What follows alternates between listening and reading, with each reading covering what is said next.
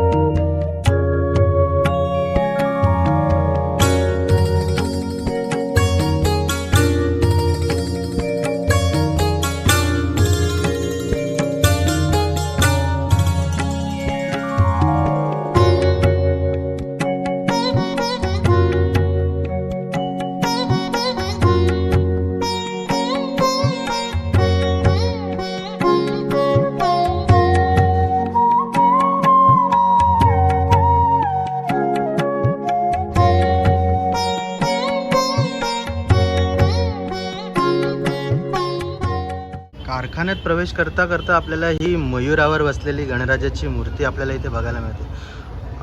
अत्यंत असे खरे म्हणू शकतो आपण, जे मोराचे पंख आहेत ते इथे त्यांनी दाखवले आहेत. आणि एक विशिष्ट म्हणजे गोष्ट सांगायची झाली ना, तर बाप्पावर जे हिरे जे डायमंडचं काम केलं आहे, तर ते ॲक्च्युली आतमध्ये नखमली असं त्याच्यामध्ये एक कपड्याचा वापर केलेला आहे. आणि साधारण ही 3 फुटाची असू शकते मूर्ती.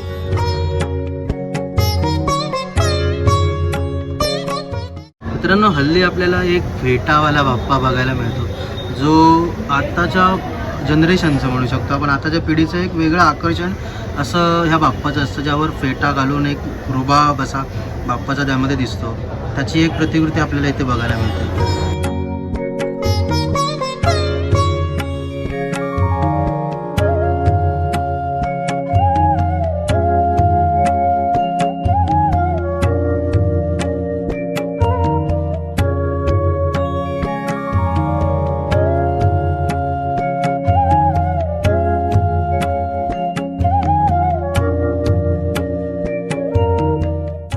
मित्रांनो, ह्या ठिकाणी आपल्याला एक विठ्ठलाचं रूप पाहायला मिळतं आहे, ज्यामध्ये गणपती बाप्पा एक विष्णूच्या अवतारात आहेत. हातात एक सुदर्शन चक्र म्हणू शकतो आपण, आणि कपाळावर नाम असं, आणि एक रेखीव अशी बाप्पाची मूर्ती, डोळ्याची आखणी, असं एक सुंदर असं रूप बाप्पाचं आपल्याला इथे बघायला मिळतं.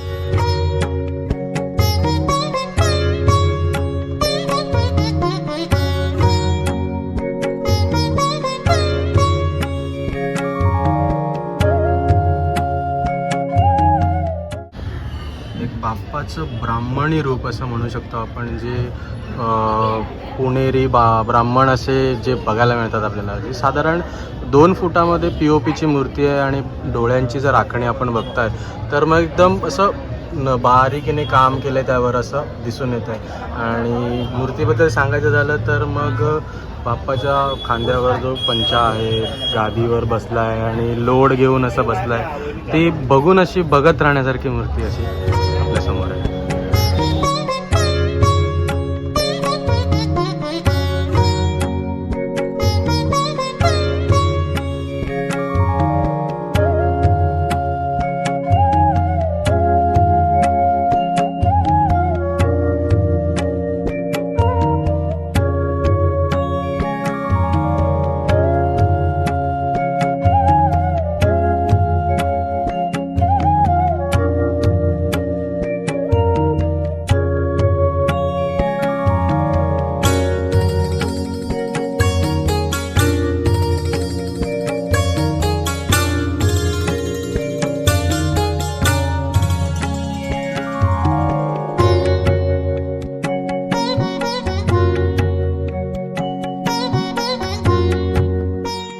समुद्राच्या लाटा आणि त्यावर बसलेला आपला उंदीर मामा आणि त्यासोबत असलेला शंखावर बसलेला आपला बालरूपी गणपती बाप्पा.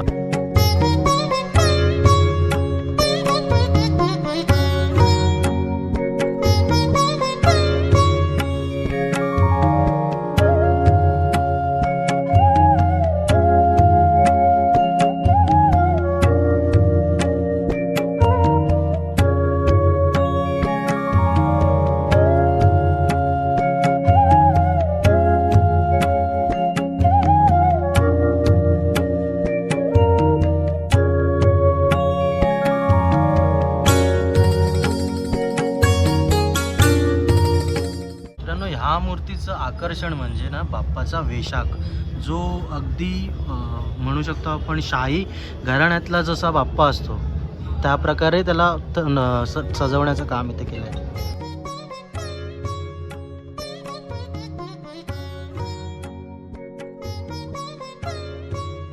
निसर्गाच्या सानिध्यात असं मशरूम असलेलं दगडाच्या बाजूला इथे उंदीर मामा आहेत आपले आणि एक बालरूपी असे आपले गणेश गजानन असे आपल्या समोर आहे. मित्रांनो, जर व्यवस्थित या मूर्तीकडे बघाल तर एक गावाकडे आपण जी राजा पद्धतीची जी गणपतीची मूर्ती म्हणजे आणली जाते, स्थापन केली जाते, त्याचं एक रूप इथे आहे. बाप्पाचं खांद्यावर एक पंचा आहे, बाप्पा गादीवर बसला आहे व्यवस्थित असा, आणि तुम्ही जर व्यवस्थित बघू शकता हातात शंख, एक मोदक आणि त्याच्या डोळ्यांची आखणी. असं वाटते की खरंच तो आपल्याकडे अगदी आपुलकीने बघतोय. बाप्पाचं असं आगळं वेगळं उडती सोंड असा हा बाप्पा. ह्या बाप्पाला पण आता सध्या बऱ्याचशी प्रकारची मागणी आहे. याच्यामध्ये विशेष आकर्षण म्हणजे बाप्पाची उडती सोंड. ही आपण बघू शकतो डाव्या बाजूला बाप्पाच्या डाव्या सोंडेचा गणपती. पण ती जर मूर्ती व्यवस्थित बघाल तर त्याच्यावर जे रेखीव काम केलं आहे ते पण अगदी एकदम जिवंत असल्यासारखं आपल्याला अनुभव देतो. मित्रांनो, विठ्ठलाचं असं बाप्पाचं एक रूप, विठ्ठलरूपी बाप्पा असं म्हणू शकतो आपण, जो आपल्या समोर आहे आणि त्याची आखणी अशी एक वेगळ्याच म्हणजे प्रकारची म्हणू शकतो आपण. त्याच्यामध्ये हातात शंख आणि जे काही त्यांचं मला वाटतं स्पेशालिटीज असेल, जे मखमलीच्या कपड्यावर एक डायमंडचं फील देतात ते. एक पेशवारूपी बाप्पा आपल्याला या ठिकाणी बघायला मिळतोय. सुप्रसिद्ध असा दगडूशेठ हलवाईचा बाप्पा हा आपल्या समोर आहे. त्याची एक छोटीशी प्रतिकृती आहे.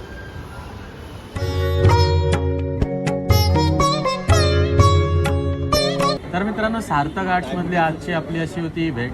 ह्या व्हिडिओमध्ये आपण बरेचसे बाप्पा पाहिले, पण आपल्याला ह्या सगळ्या बाप्पांमध्ये आवडलेला एक बाप्पा म्हणजे हा आपल्या समोर आहे. त्या बाप्पाबद्दल सांगायचं झालं ना तर तो मॅट फिनिशिंगमध्ये त्याचं एक रूप साकारलं आहे.